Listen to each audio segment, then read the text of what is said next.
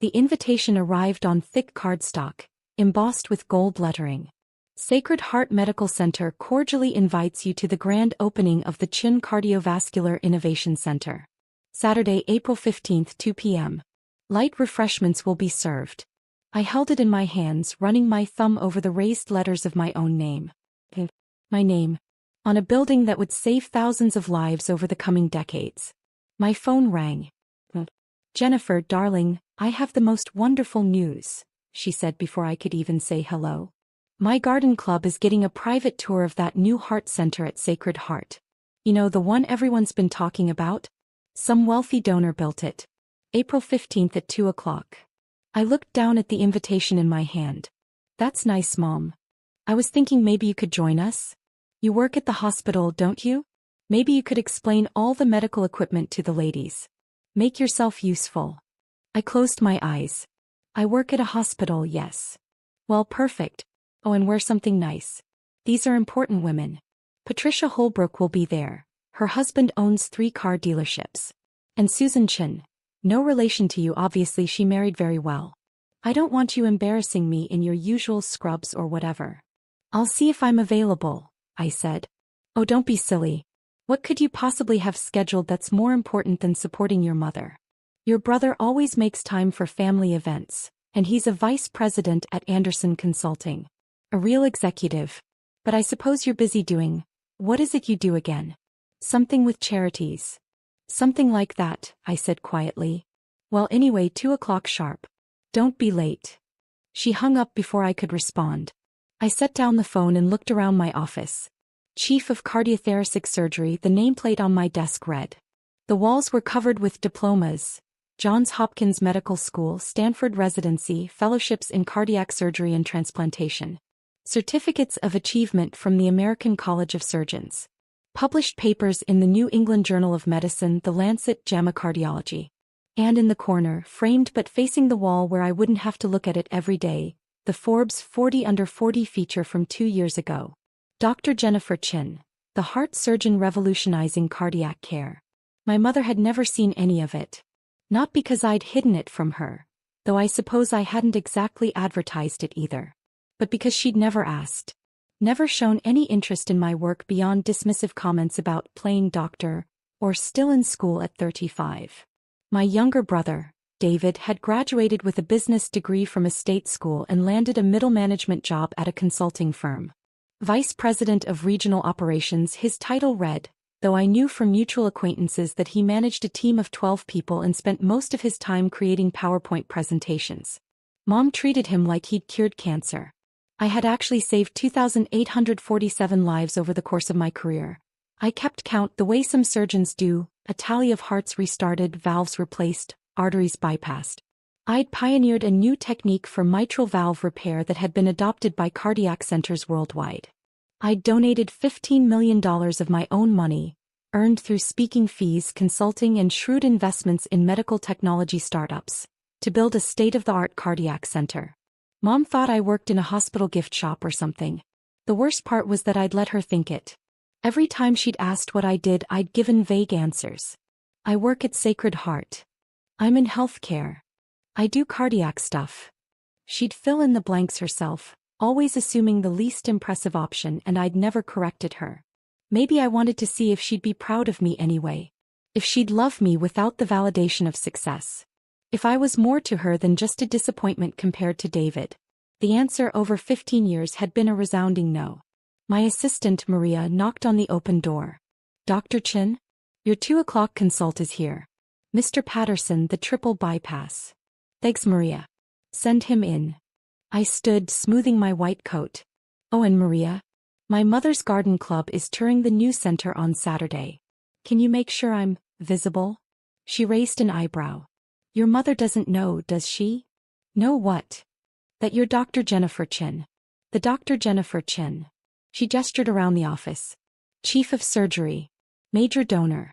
The woman whose name is literally on the building." "It's never come up," I said.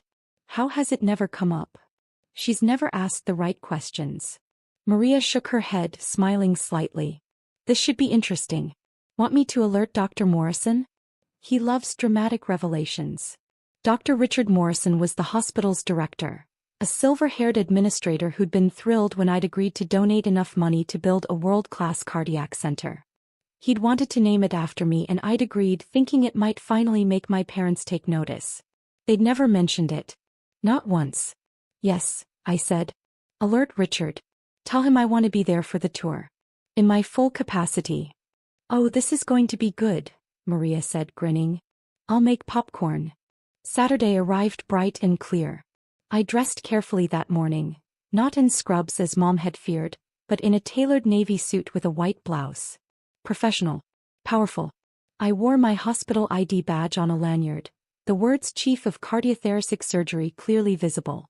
I'd scheduled a surgery that morning, a complex aortic valve replacement on a 62-year-old grandmother. 4 hours in the OR, every minute requiring absolute focus and precision. By 1:30 I was closing, confident that Mrs. Rodriguez would be dancing at her granddaughter's quinceañera in 6 months. Beautiful work, Dr. Chin, my surgical resident said as we finished. Thank you, Dr. Patel. Make sure her family knows she'll be in recovery for about 2 hours, then ICU overnight. I'll check on her before I leave this evening. I scrubbed out, changed into my suit and headed downstairs to the new Cardiovascular Innovation Center. The building was magnificent, 3 stories of glass and steel, filled with the latest technology money could buy. Hybrid operating rooms that combined traditional surgery with advanced imaging. A cardiac catheterization lab with real-time 3D mapping. Recovery suites that looked more like luxury hotel rooms than hospital spaces. All of it funded by my donation. All of it bearing my name. Richard Morrison was waiting in the lobby, along with several other administrators and department heads. Jennifer. Ready for the show. As ready as I'll ever be, I said. Where are they? Started on the 3rd floor. Your mother's group has been here for about 30 minutes, touring the patient suites. They'll work their way down to the main lobby, where we'll do the formal presentation. Has she said anything? Your mother. Richard's eyes twinkled. Oh yes. Quite a lot actually. One of my development officers overheard her explaining to the group that her daughter works, somewhere in the hospital, doing something medical, but that her son is the real success story, a VP at some consulting firm. I winced. She said that in front of the staff? In front of everyone. Patricia, our head of development, nearly choked on her coffee. She had to excuse herself. I should have told her years ago, I said quietly. Why didn't you? I wanted to see if she'd be proud of me without the credentials. Without the titles. If she'd value me just for being her daughter. Richard's expression softened. And now I know. Voices echoed from the 2nd floor atrium. The garden club was descending the main staircase, a group of well-dressed women in their 60s, oohing and awing over the architecture. My mother was in the center, wearing a cream-colored suit and pearls, holding court like a queen. I recognized a few faces from childhood. Mrs. Holbrook, who'd always been kind to me. Mrs. Chin, no relation, who'd married a tech executive and never let anyone forget it. Susan Martinez, who'd gone to high school with my mother and somehow still tolerated her.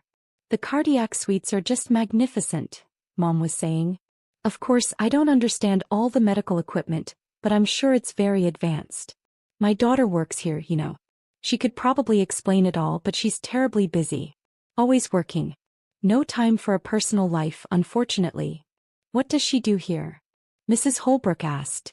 Mom waved her hand vaguely. Oh, something with hearts. Charity work, I think.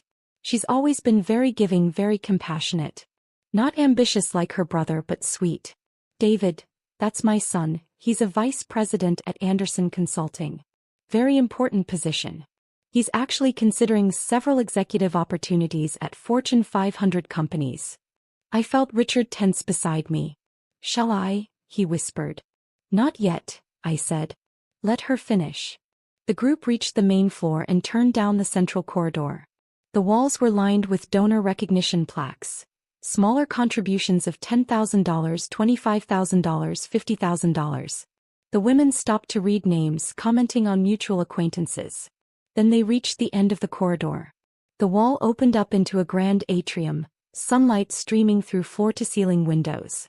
And there, carved into the marble wall in letters 2 feet high, Chin Cardiovascular Innovation Center. Below it, a bronze plaque, dedicated with gratitude to Dr. Jennifer Chin, whose vision, expertise, and generosity made this facility possible. Her donation of $15 million and leadership as Chief of Cardiothoracic Surgery ensure Sacred Heart remains at the forefront of cardiac care. The women stopped. Read the plaque again. Mrs. Chin, no relation, spoke first. Diane, is this your daughter? My mother laughed. Actually laughed. Jennifer? Oh, of course not. She doesn't have that kind of money. This must be another Dr. Chin. Common name.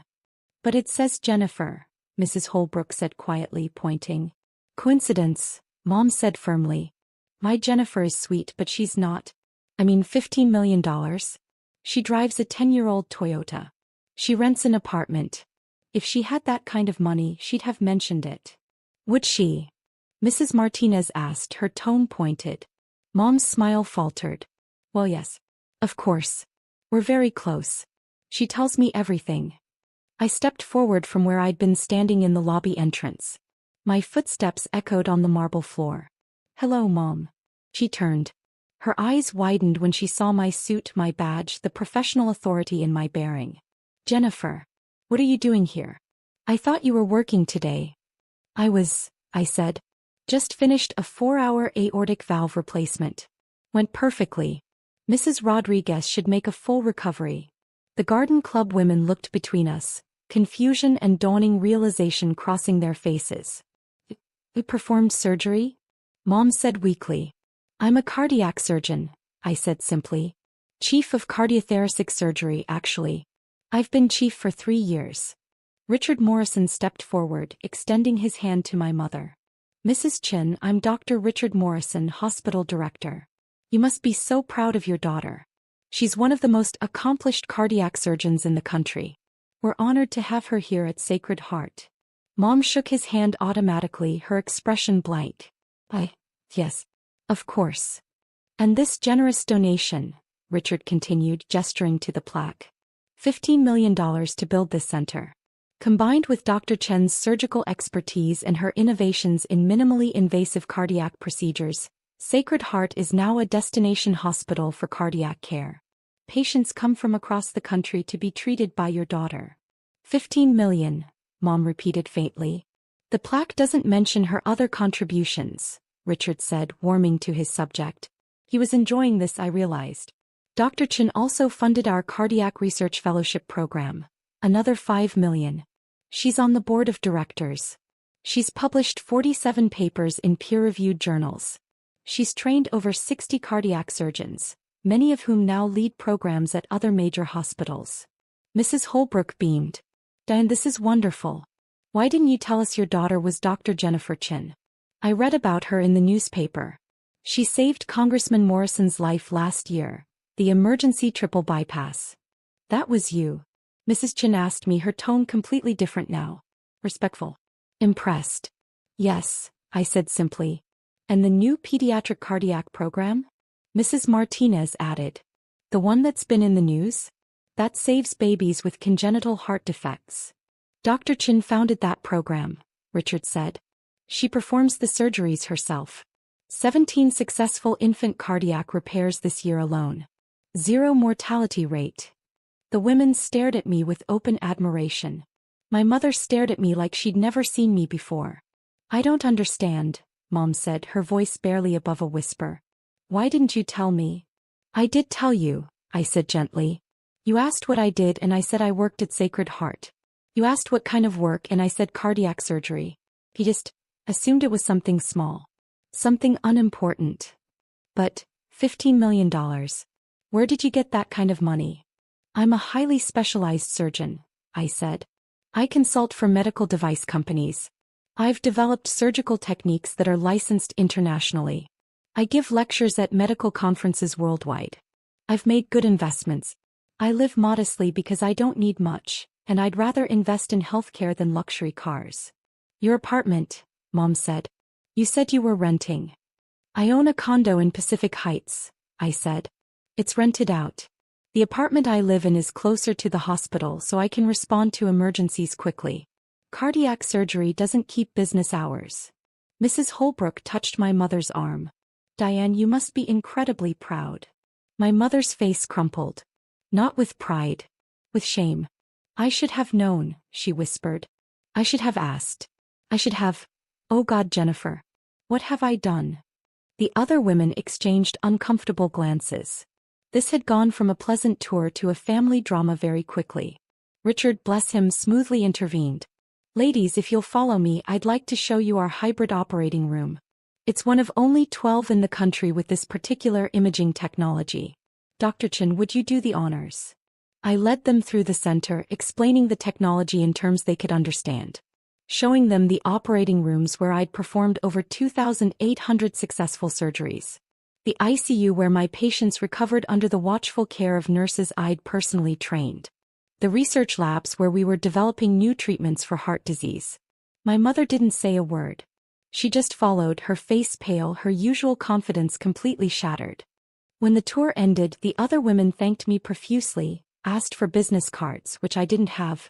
Maria would get some calls on Monday though, and promised to spread the word about Sacred Heart's incredible cardiac program. Only my mother remained in the lobby as the others headed to their cars. Jennifer, she said. Can we talk? I have to check on Mrs. Rodriguez, I said. By post-op patient. Please. Just 5 minutes. I nodded and led her to a quiet consultation room. We sat across from each other the same way I'd sat with hundreds of families, delivering news both good and bad. I'm sorry, Mom said immediately. I'm so sorry. I didn't know. I should have known, but I didn't know. You didn't want to know, I said quietly. Every time I tried to tell you about my work, you changed the subject. You'd ask one question and then start talking about David's latest promotion or achievement. You made assumptions about my life and never bothered to verify them. I was wrong, she said, tears streaming down her face now. I was so wrong. I thought because you weren't like David, because you weren't loud and confident and always talking about your success, that you must not be successful. I thought quiet meant failing. Quiet meant focused, I said. I didn't talk about my work because I was too busy doing it. Saving lives. Building a career. Making a difference. And David, she asked weakly. I could have been cruel. I could have told her that David's vice presidency was a middle management position, that his team was small, that his salary was less than my malpractice insurance premium. But I didn't. David is successful too, I said. In his own way. He's good at his job. But you built him into something he's not because you needed one of your children to be impressive. You needed someone to brag about to your friends. That's not fair, she protested weakly. Isn't it? How many times have you introduced David as a VP? How many times have you mentioned his accomplishments to your garden club? And how did you introduce me today? Something with charities. Not ambitious like her brother. Sweet but busy. She flinched with each quote. I heard you, Mom. In the corridor. Telling your friends that I couldn't possibly be the Dr. Chen who donated $15 million. That I didn't have that kind of money. That it must be a coincidence. I didn't mean. You laughed, I said, my voice breaking slightly despite my effort to stay composed. You laughed at the idea that I could be successful enough to afford this. Your own daughter, and you laughed. She buried her face in her hands, shoulders shaking with sobs. I should have felt satisfied. Vindicated. This was the moment I'd imagined, the moment when she'd realize what she'd missed, what she'd dismissed. Dad, I just felt tired. I wanted you to be proud of me, I said quietly. Not for the money or the titles or the recognition. Just proud of me, Jennifer. Your daughter. The person I am, not what I've accomplished. I am proud, she said through her tears. I'm so proud. You save lives. You built this incredible center. You're brilliant and accomplished and amazing. But you weren't proud yesterday, I said. Yesterday I was an embarrassment. Someone you apologized for to your friends.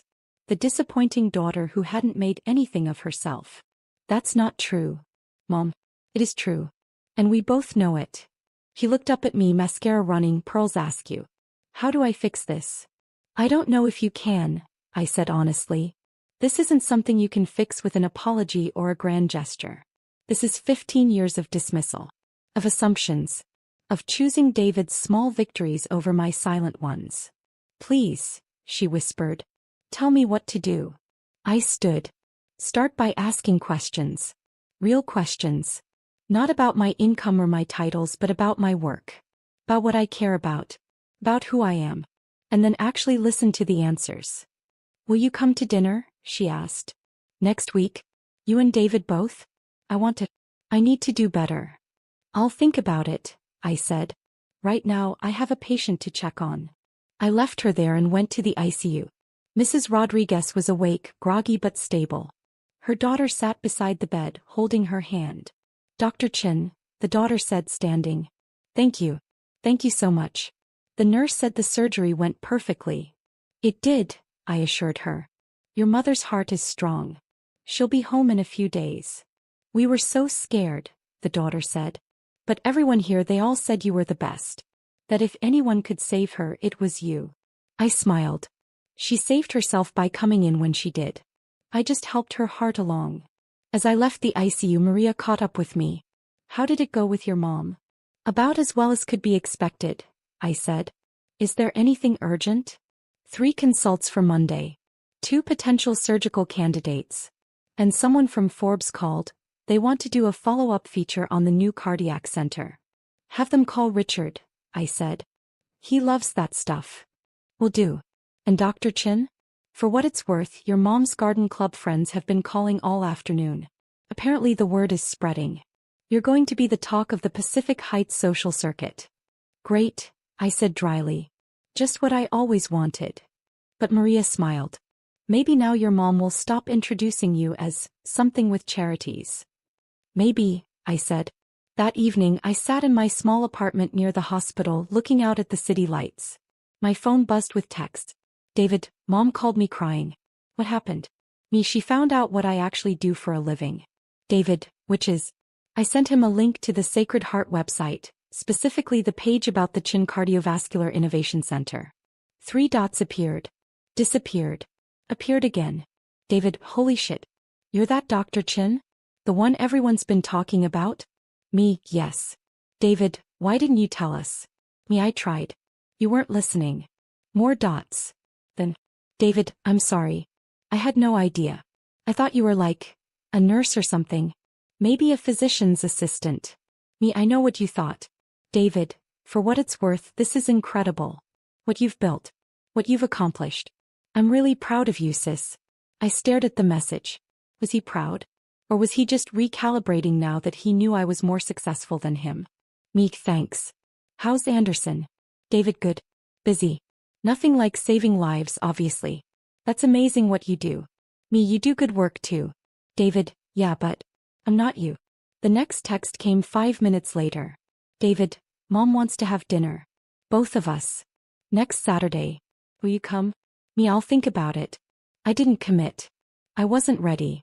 Part of me wanted to punish them, to let them sit with the discomfort of realizing they'd dismissed me for 15 years. Part of me wanted to be the bigger person to forgive and move forward. Mostly I was just exhausted. On Monday the hospital was buzzing. Apparently my mother's garden club had spread the word, and suddenly everyone in San Francisco society knew that Dr. Jennifer Chin, the cardiac surgeon they'd read about in the news, was Diane Chen's daughter. The daughter Diane had never mentioned. The daughter she'd dismissed as working somewhere in healthcare. My phone rang throughout the day. Old family friends calling to congratulate me. Distant relatives who suddenly remembered I existed. People Mom knew from church, from her book club, from tennis. I let most of them go to voicemail. Wednesday evening Mom showed up at the hospital. Maria buzzed me from the lobby. Dr. Chin? Your mother is here. She doesn't have an appointment, but she says it's important. I closed my eyes. Send her up to my office. She arrived 5 minutes later carrying a small box.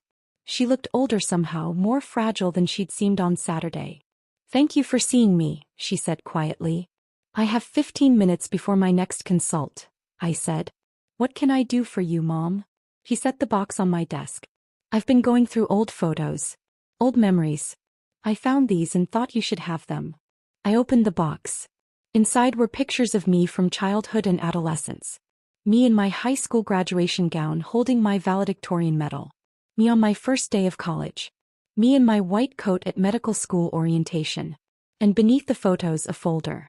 I opened it and found every report card I'd ever received. Every achievement award. Every certificate of excellence. I kept all of it, Mom said. Every report card that said, exceptional student. Every teacher who said you were gifted. Every award you won. I kept it all. But you never mentioned it, I said quietly. No, she admitted. I didn't. And I've been trying to understand why. Why I dismissed you. Why I built David up and pushed you down. Why I made you feel like you had to hide who you were. And she sat down heavily. I think I was scared of you. From the time you were small, you were so focused. So driven. You knew exactly what you wanted and you went after it with this quiet intensity that terrified me. David was easy, he wanted approval so I gave it to him. He wanted attention so I lavished it on him. He needed me. And I didn't? I asked. You didn't seem to. You were always so independent. So self-sufficient. I thought you didn't need me so I focused on David instead. And over the years it became this pattern. This narrative. David was my success story. You were, I don't even know. The mysterious one. The quiet one. The disappointing one, I said. She flinched. Yes. And I'm so sorry. Because you're not disappointing. You're extraordinary. You're everything a mother could hope for and I was too blind to see it. Why now? I asked. Why are you telling me this now? Because I realized something on Saturday, she said. When I was standing in that lobby reading your name on that wall. I realized that I don't know you. My own daughter, and I don't know what makes you happy or what you dream about or what you're afraid of. I know the surface. You're a surgeon, you save lives, you're brilliant. But I don't know you. No, I agreed quietly. You don't. I'd like to, she said. If you'll let me. I know I don't deserve it. I know I've had 35 years to ask and I didn't. But I'm asking now. Will you let me know you? I looked at this woman who'd given birth to me, raised me, and somehow missed everything that mattered. This woman who'd built me up as a child and torn me down as an adult. This woman who was my mother for better or worse. It's going to take time, I said finally. A lot of time. And I can't promise I'll forgive everything.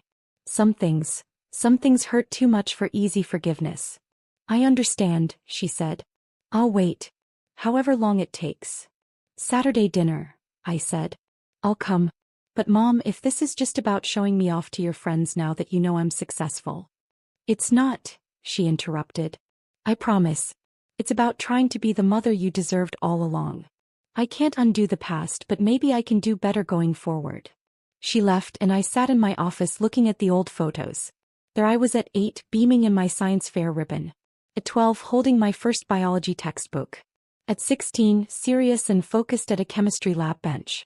That girl had known exactly who she wanted to be.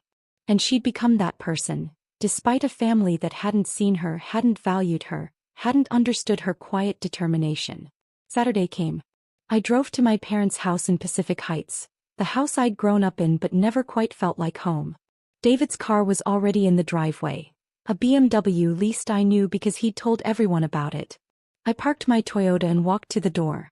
Before I could knock, it swung open. Jennifer, Dad said. He'd been quiet through all of this, letting Mom do the talking. Come in. The dining room table was set simply.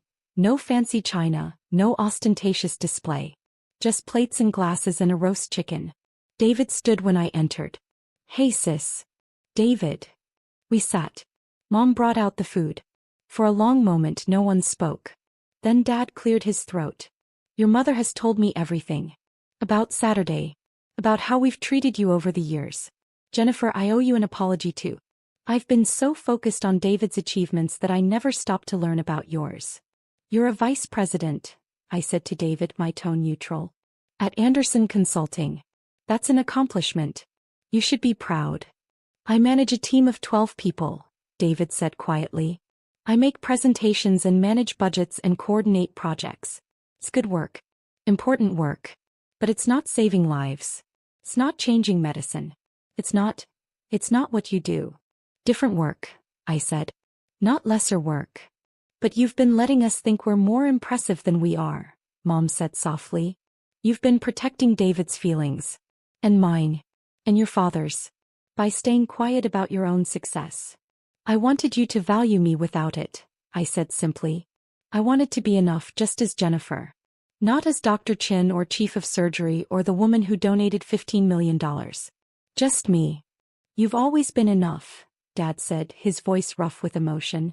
We were just too stupid to see it. So tell us, Mom said. Tell us about your work. Not the impressive parts, though we want to hear those too. But tell us about what you love. What makes you passionate? What gets you up in the morning? I looked around the table. At my parents, humble for perhaps the first time in their lives. At David, genuinely interested rather than competitive. I love the moment when a heart starts beating again, I said slowly. After surgery, after we've repaired the damage, there's this moment when we restart the heart. And it beats. Strong and steady. And you know that person is going to wake up, going to live, going to go home to their family. That's what gets me up in the morning. Tell us about Mrs. Rodriguez, Mom said. The patient from Saturday. So I did. I told them about the grandmother with severe aortic stenosis, about the delicate surgery, about the relief on her daughter's face. I told them about the pediatric cardiac program, about tiny babies born with holes in their hearts who I got to send home healthy. I told them about my research into minimally invasive procedures that would make recovery easier for patients. I talked for an hour. They listened. Really listened, asking questions that showed they were engaged, interested, trying to understand. When I finally wound down, Mom said, I Googled you. After Saturday. I found your publications. Your presentations. The awards. There's so much I didn't know. You could have asked any time, I said. I know. And I should have. Jennifer, I spent 15 years building a narrative in my head about who you were. And that narrative was wrong. Completely wrong. And I'm sorry. I'm sorry too, David said. For being smug about my job. For acting superior. For not seeing how amazing you are. You're not going to suddenly become a different family, I said. This doesn't fix everything overnight. We know, Dad said. But we'd like to try. To do better. To actually know you. I looked at them, really looked at them. Flawed people who'd made terrible assumptions. Who'd hurt me through neglect and dismissal. But also people who were, at least in this moment, genuinely trying. Hey, I said. We can try. The dinner ended around 9. As I was leaving, David walked me to my car. I called Anderson on Monday, he said. Told them I needed to scale back my hours. I've been working 60-hour weeks trying to prove something, but I don't even know what. Trying to impress Mom and Dad, I guess. You don't need to prove anything, I said. Neither did you, he pointed out. But we both spent years trying anyway. Fair point. I'm proud of you, he said. Really proud. And I'm sorry it took me this long to say it. I'm proud of you too, I said. You're good at what you do. You make people's businesses run better. That matters. Not as much as saving lives. Different impact, I said. Not lesser impact. He hugged me then, quick and awkward. Thanks for giving us another chance. I drove home thinking about second chances. About families and flaws and the complicated calculus of forgiveness. About whether people could really change or if they just learned to perform change convincingly. Time would tell. On Monday, Maria handed me a stack of messages. Your mother called 3 times. Just to chat, she said. And someone from the San Francisco Chronicle wants to interview you about the cardiac center. And Mrs. Rodriguez's daughter sent flowers. I looked at the messages, at the evidence of a life well lived despite a family that hadn't seen it. Call the Chronicle back, I said. Schedule the interview. And call my mother. Tell her I'll call her tonight after rounds. Really? Maria asked, surprised. Really, I said. We're trying something new. Actually talking to each other. How progressive, Maria said dryly. I laughed and went to see my patients. Mrs. Rodriguez was being discharged, healthy and strong. A new admission needed an emergency bypass. A post-op patient was recovering beautifully. Lives saved. Hearts healed. Work that mattered. And now, finally, a family who might actually understand that. It wasn't forgiveness. Not yet. But it was a start. And sometimes a start is enough.